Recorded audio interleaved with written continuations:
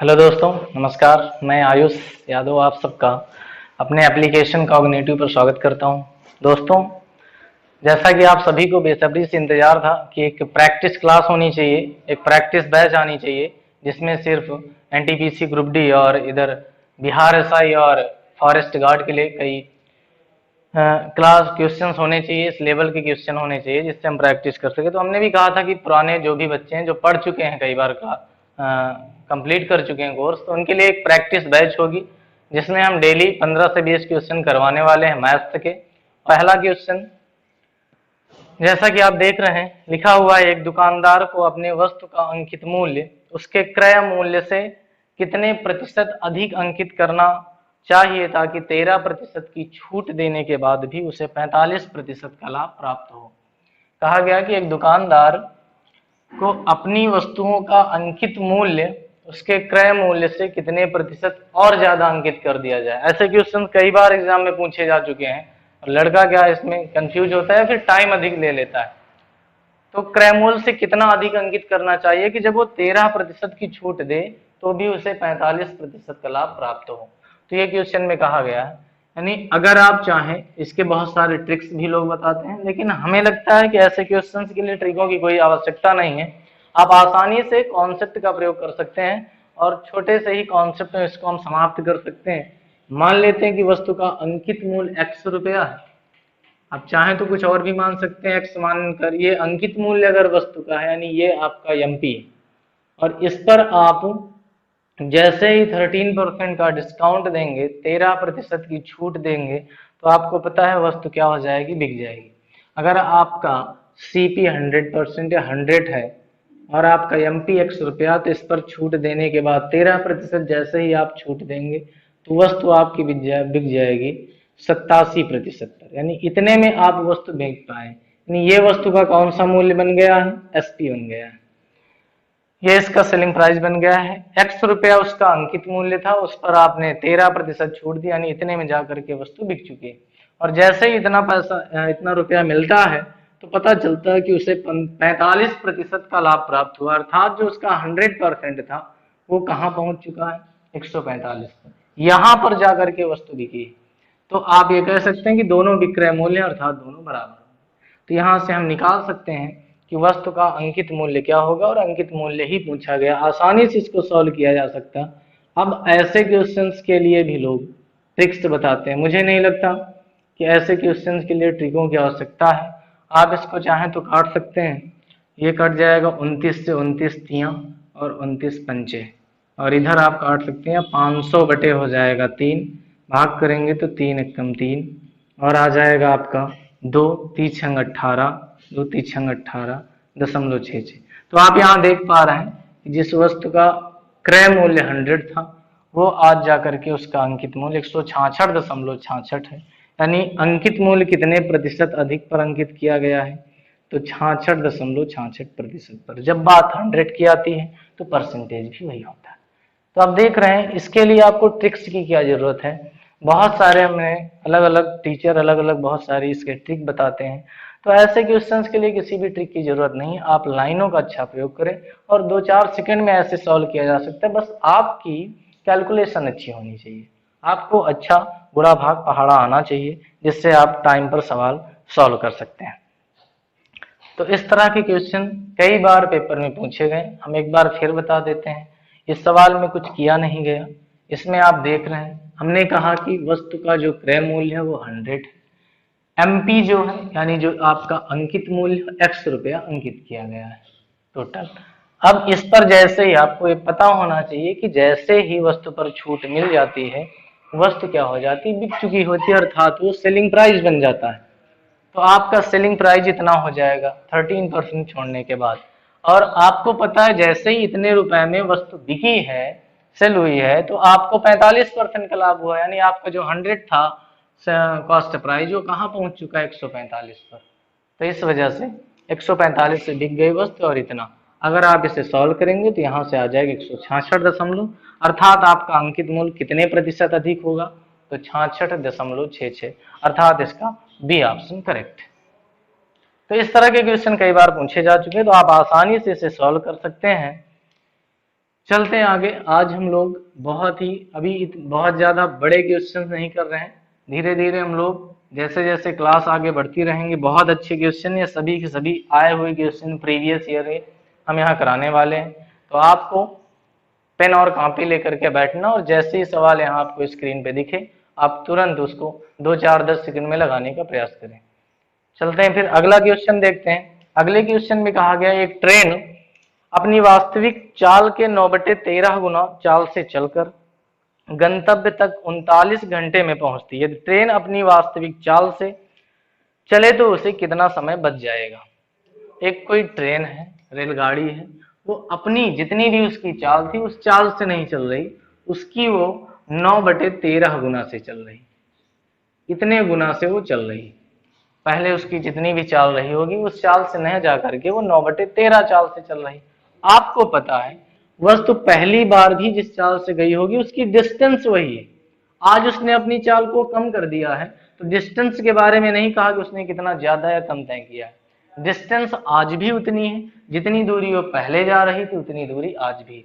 अगर हम थोड़ी सी कॉन्सेप्ट की बात करें तो चाल बराबर होगा आपका दूरी बटे समय।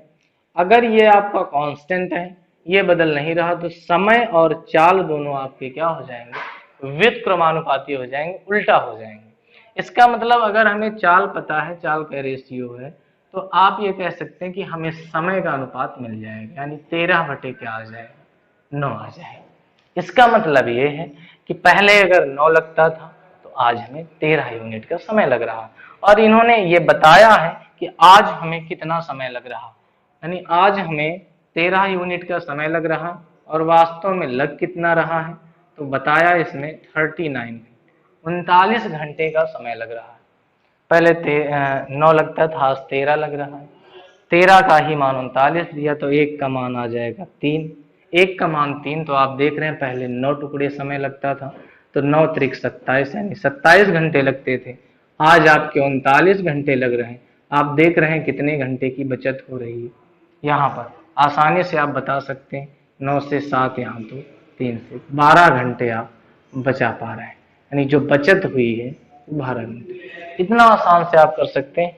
कुछ कॉन्सेप्ट आपको पहले क्लियर, अगर आपने पहले पढ़ रखा है, अगर प्रैक्टिस बैच आप ज्वाइन कर रहे हैं तो फिर आपको ऐसे सवाल आने चाहिए या फिर ऐसे कॉन्सेप्ट आपको पता होने चाहिए कि अगर दूरी कांस्टेंट है तो चाल और समय एक दूसरे की उल्टा होते हैं, व्युत्क्रमानुपाती होते हैं।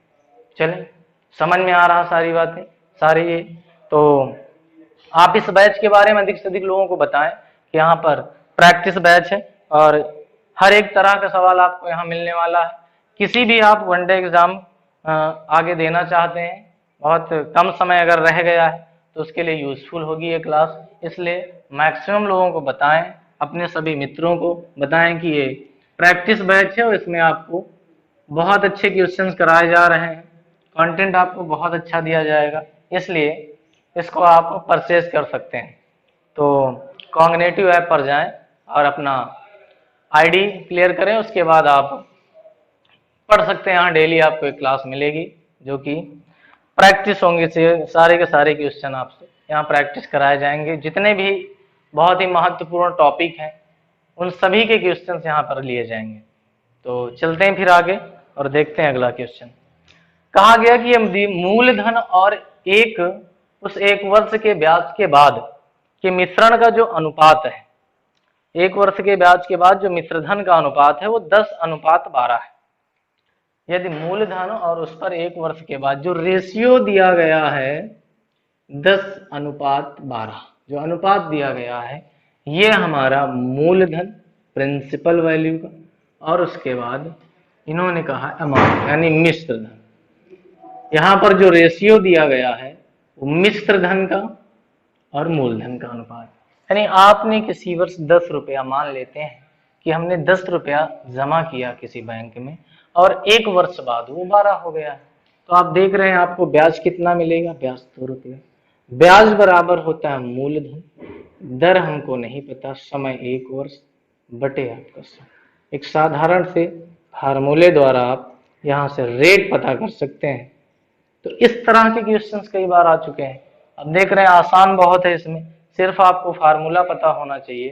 कि अगला क्वेश्चन देखते हैं। क्या कहा गया, अगले क्वेश्चन में कहा कि जब किसी संख्या को 114 से भाग दिया जाता है तो शेषफल 23 शेष 23 बचता है। यदि उसी संख्या को 19 से भाग दिया जाए तो शेष। नंबर सिस्टम के टॉपिक में आपने पढ़ा होगा। इन्होंने कहा यदि किसी, आइए इसका कॉन्सेप्ट हम आपको बताते हैं। यदि किसी संख्या को 114 से भाग दिया गया, माना वो संख्या रही 114 से भाग करने पर यक्स, एक संख्या थी जिसको हमने 114 से भाग दिया, तो शेषफल हमारा प्राप्त होता है 23। तो शेष कितना बचता है, 23। तो हम मान लेते हैं कि आपका जो भाग हुआ है वो कितनी बार गया, एक बार, 8 टाइम्स आपने भाग किया है। अब अगर हमें यक्स प्राप्त करना हो तो यक्स बराबर आपको पता है कि होता है 114 गुणे, यानी भाज्य बराबर होता है भाजक गुणे भागफल प्लस शेषफल, यानी भाजक 114 गुणे ए हो जाएगा और प्लस 23। ये वो प्रारंभिक संख्या थी जिसको हम भाग कर रहे थे 114 से, तो शेषफल हमारा 23 प्राप्त हुआ। अब इन्होंने कहा उसी संख्या को, अर्थात इसी संख्या को भाग करना है हमें 19 से, तो आपको पता 19 सत्य कट जाएगा, 19 से अगर आप भाग करेंगे तो पूरा कट जाएगा, और यहाँ पर भाग करेंगे 19 से कम 19, यानी आपका जो रिमाइंडर है, जो शेषफल है, वो कितना बच जाएगा, 4। 19 छक्का ये पूरा कट जाएगा। तो ये पार्ट कटने के बाद फिर यहाँ 23 बचेगा, 23 को भाग करेंगे 19 से तो 4 आ जाएगा। तो बड़ा आसान है इसको लगाना। तो यहाँ पर लोग आसानी से इस ट्रिक का प्रयोग कर लेते हैं कि जब उसी संख्या को दोबारा भाग करवाया जाए तो आपको संख्या पता करने की जरूरत नहीं है, आपका जो पहली बार शेष था उसी को आप अगली संख्या से भाग कर सकते हैं, आपका शेष आता है। क्लियर है, एकदम मजा आ रहा है सवाल लगाकर। ओके, चलते हैं। इस तरह बेहतरीन सवाल आज हम करने वाले हैं। पहली क्लास है, प्रैक्टिस बैच है, तो अधिक से अधिक लोगों को शेयर करें या बताएं इस बैच के बारे में, जिससे सभी के लिए यूजफुल हो, आपके दोस्त मित्र सभी लोग एग्जाम क्रैक कर सकें। सभी को जॉब चाहिए, इसलिए सभी की सभी प्रैक्टिस, जो लोग पहले से तैयारी कर चुके हैं उनके लिए यूजफुल बैच है। तो चलते हैं आगे। अगली सवाल में कहा गया है कि दो संख्याओं का लासा 495, दो संख्याओं का लासा 495 है तथा मासा 5 है। यदि उन संख्याओं का योग 100 है तो उन संख्याओं के बीच अंतर क्या है। बहुत ही इंपॉर्टेंट क्वेश्चन है, बहुत ही बेहतरीन सवाल है। इन्होंने कहा कि दो संख्याओं का जो लासा है, जो एलसीएम दिया गया है, जो एलसीएम है वो 495, और कहा उस संख्या का जो एचसीएफ है, जो मासा है वो 5, जो मासा है वो 5 है। और फिर कहा उन संख्याओं का योगफल दिया गया 100, उन संख्याओं का जो योग है वो 100। तो आपको बताना उन संख्याओं के बीच अंतर क्या है। आप बताइए, अगर कोई संख्या रही तो उनका मासा निकालने के बाद माना कि दो संख्याएं थी ए और बी, लेकिन ये विदाउट मासा है, इनका मासा हमने कितना निकाल लिया, 5। अगर इनको इनका मासा हम फिर से दे दें तो हमें वास्तविक संख्याएं मिल जाएंगी 5a और 5b, ये संख्याएं रही होंगी। अगर हम इनके लासा की बात करें तो इनका एलसीएम क्या आ जाएगा, एलसीएम अगर आप निकालेंगे तो हो जाएगा 5 कॉमन है, ए और बी, ये इनका एलसीएम होगा। और एलसीएम हमको दिया गया है कितना, 495। अगर हम इनके लासा की बात करें तो लासा का मतलब है 5 कॉमन हो जाएगा, ए और बी ये संख्या। अब आप यहाँ से देख पा रहे हैं यहाँ क्या हो जाएगा, 5 से कट जाएगा, 5 9 45, यानी ए और बी दो ऐसी संख्याएं हैं जिनको गुणा किया जाता है तो 99 आता है। दो ऐसी संख्याएं जिनको गुणा किया जा रहा, मल्टीपल करेंगे तो 99 प्राप्त होगा। तो ऐसी तो कई सारी संख्याएं हो सकती हैं।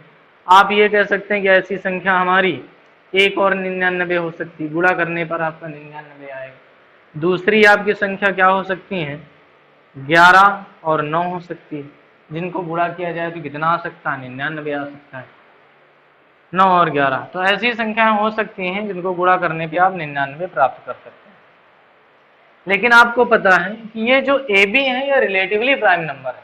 जो ए बी है इनमें कॉमन कुछ नहीं है, इसका मतलब आपका ये भी संख्या हो सकती है। और अगर आप देखें, अगर हम एक यहाँ पर लेते हैं हमारी संख्या, तो 5 एक कम 5 हो जाएंगे और 99 से यहाँ गुणा करेंगे तो 5 9 45, 5 9 45, 495 और 5 आ जाएंगे।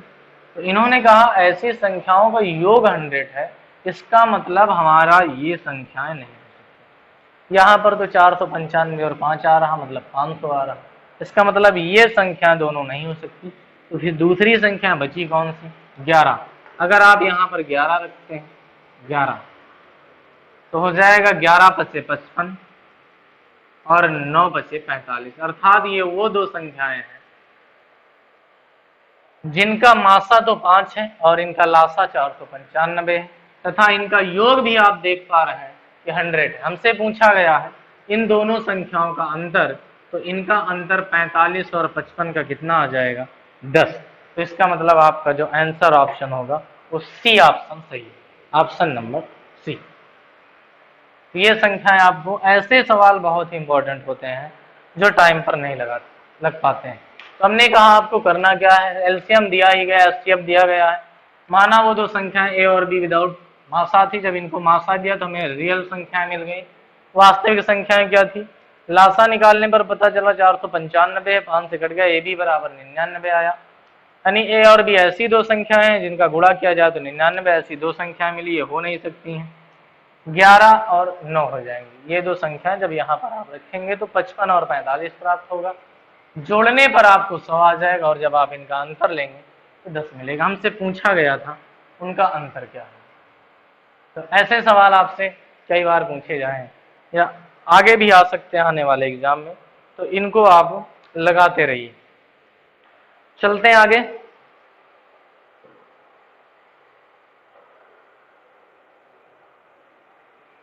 अगला क्वेश्चन देखते हैं। अगले क्वेश्चन में क्या कहा गया, बहुत ही इंपॉर्टेंट क्वेश्चन है। इसमें कहा गया कि किसी वस्तु का अंकित मूल्य उसके क्रय मूल्य से 40% अधिक हो और उस पर 25% की छूट अगर दे दी जाए तो कितने प्रतिशत का लाभ यहाँ है। बहुत ही इंपॉर्टेंट क्वेश्चन है, हर एक डिफेंस एग्जाम में पूछे जाते हैं, किसी भी एग्जाम में आ सकता है ऐसा सवाल।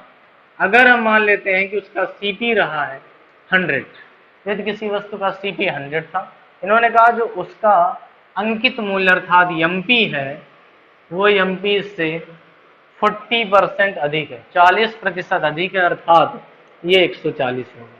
और इस पर उन्होंने छूट दिया है 25%। अगर इस पर 25% छोड़ा है मतलब इस पर कितना छोड़ दिया है? 1/4।